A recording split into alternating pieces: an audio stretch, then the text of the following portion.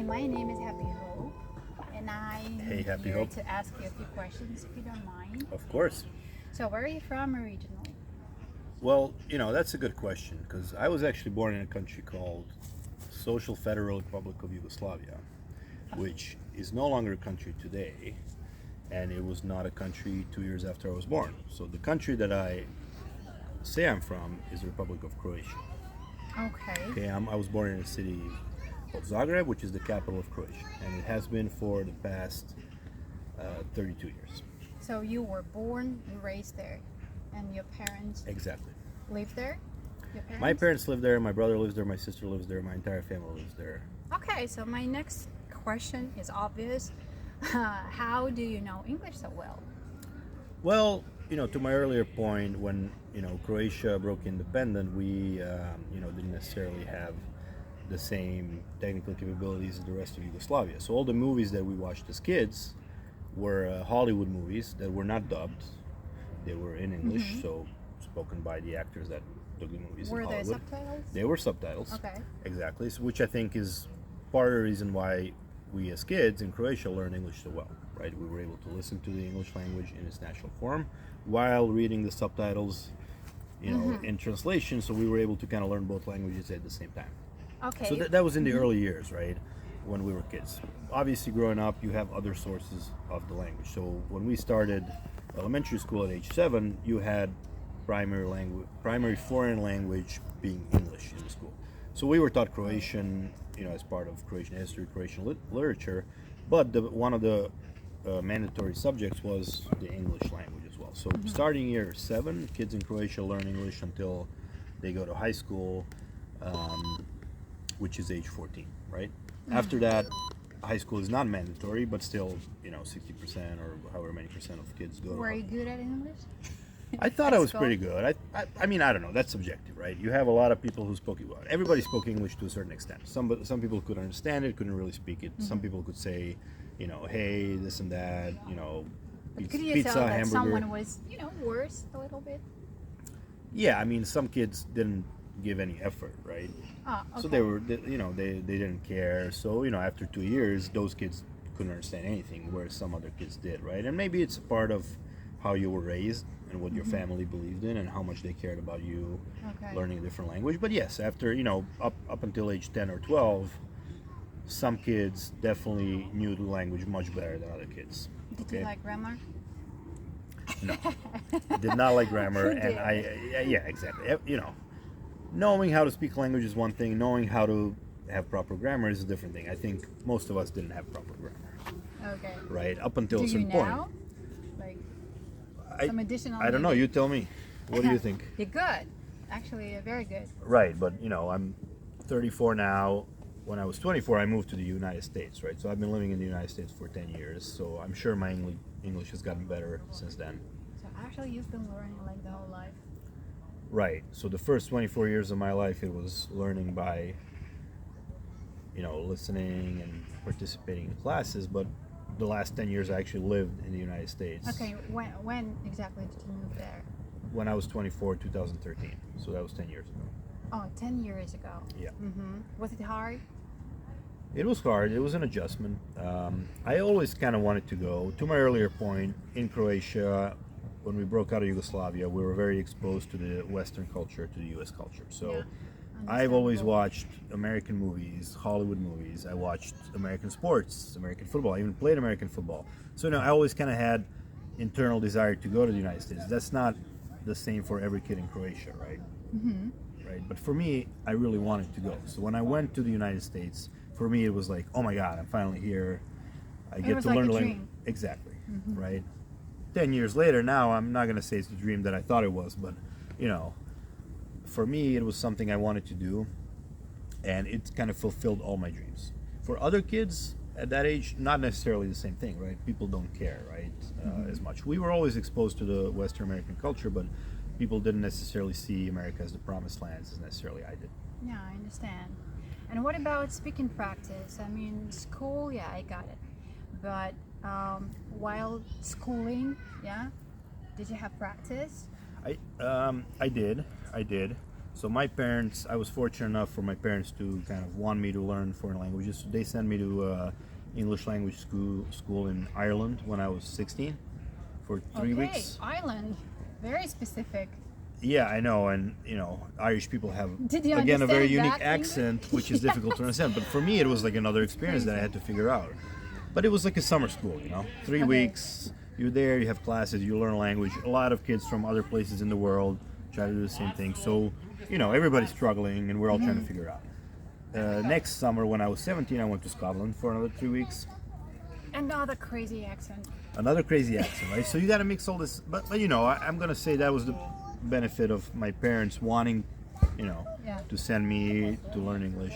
Did they know that you wanted to go to the States? They didn't one know, day? They didn't know. and I didn't know at that stage either. I probably learned that I wanted to go when I was maybe 18 or 20, but not when I was 16. When I was 16, I just wanted to, you know, go and do things, right? So when they told me to go to Ireland, I'm like, well, let's go, right?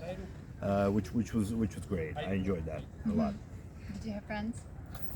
Lots of friends. Most of them were either Italian or, you know, like different countries in Europe. They weren't Scottish people or Irish people, right? But it was a foreign language school where we all kind of shared our experiences from our countries. It was like a cultural experience and a language learning experience, So which I thought was obviously great. you all spoke English.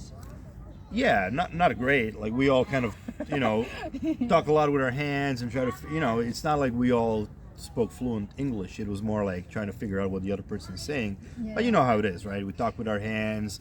Yeah, you know. body language. Exactly, everything. right? And that's Yeah. how you learn. Because you have one native speaker, you have, you know, the Italian guy, you have a Croatian guy, you know, you have a lot of other people, and we all kind of help each other understand each other, right? And that's how you learn the best. I feel like, to be honest with you, I've had a lot of stages of learning English in my life.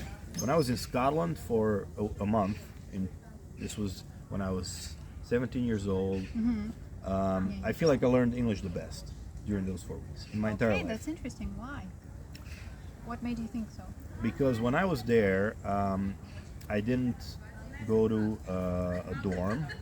I actually stayed with a family. So they were a Scottish family. So I stayed in their house. More every day. Exactly. Yeah, So, everyday and they had a English. daughter who was 5 years younger than me, and a son who was my age.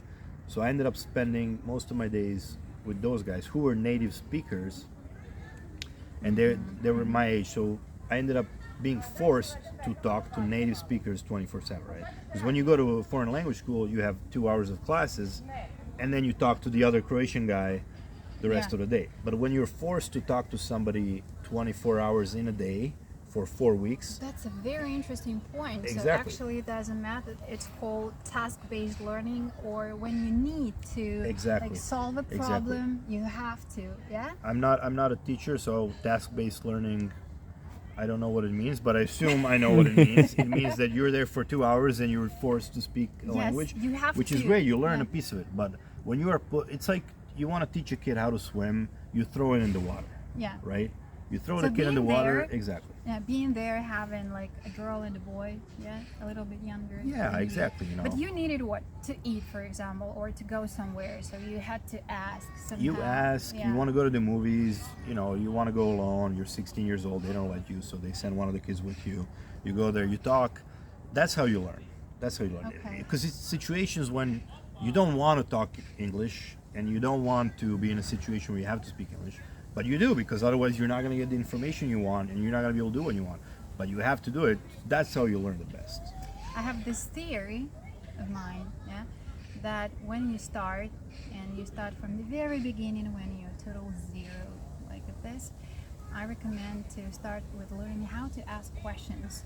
Because if you know how to ask questions, it's going to be easier for you. You know, you ask and then you listen and try Right. to understand.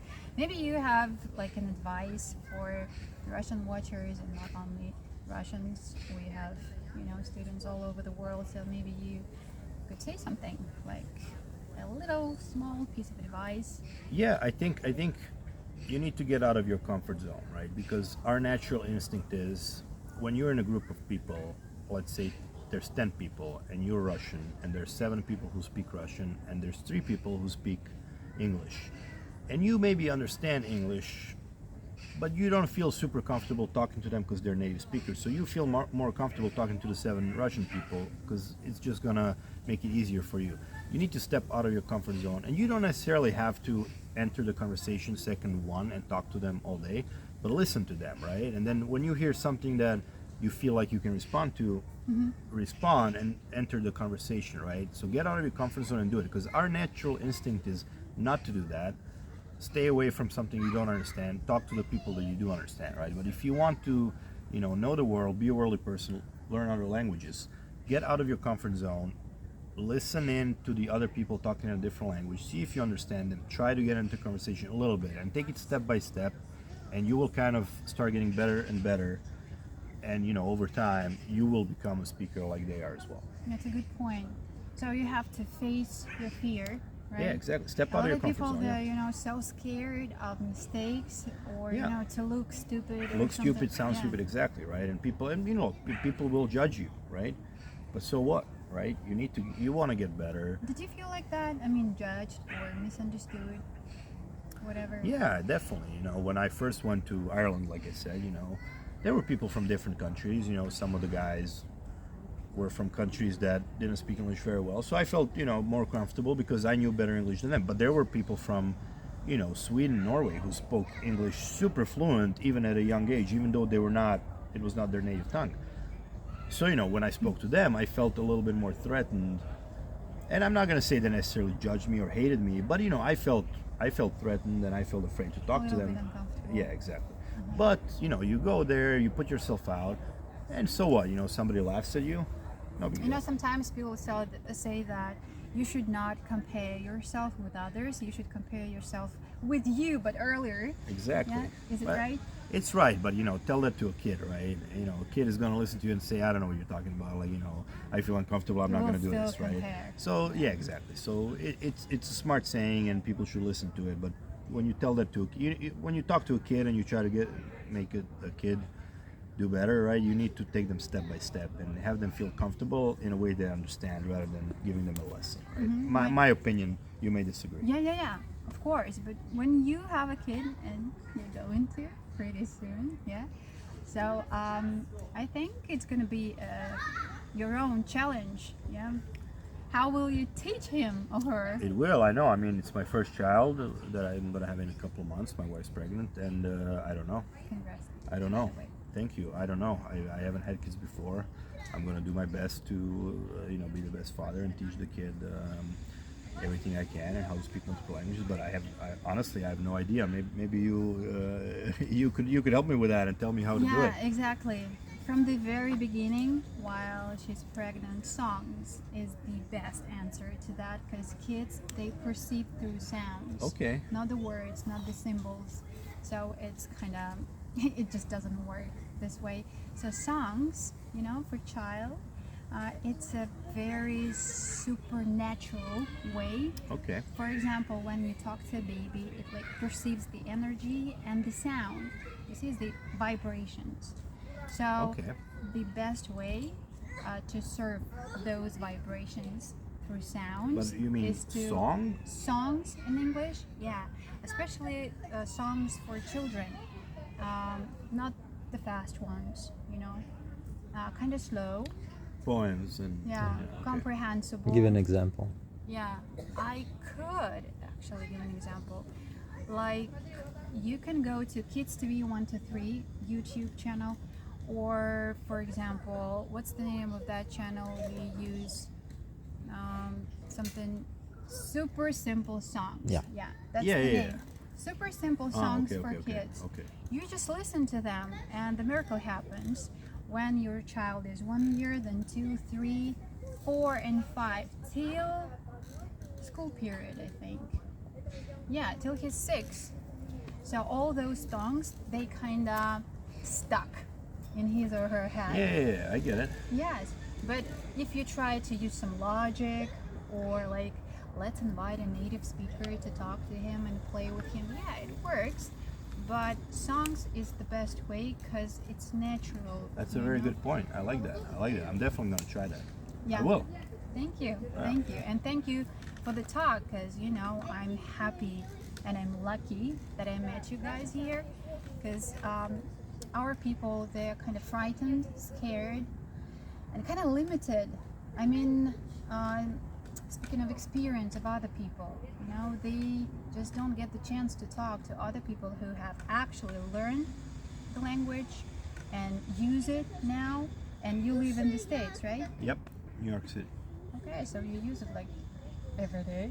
Every day, exactly. You have to. You work. Yep. Wall Street. Yeah. Yep, exactly. And by the way, with your wives, she is not a native speaker. I mean, Just not like me, yeah. American. She was born in Croatia, you know. And between you speak English or No, Croatian. Croatian? Okay.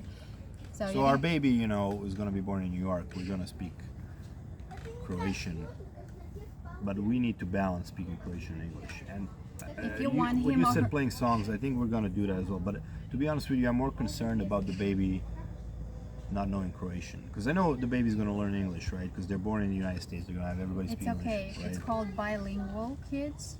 If you speak your own language with him, like daily, he will not, or she will not forget it. It's okay. Right. So But- we have to mix. Yeah. Yeah, the kid's brain, it can process two language systems at once. It's okay. So it's kind of organic for them. It's Exactly. okay. You won't spoil him or her, believe me. Okay, Very thank good. you. I Of won't course. take more of your time. Thank you very much. See you. Absolutely. Thank you.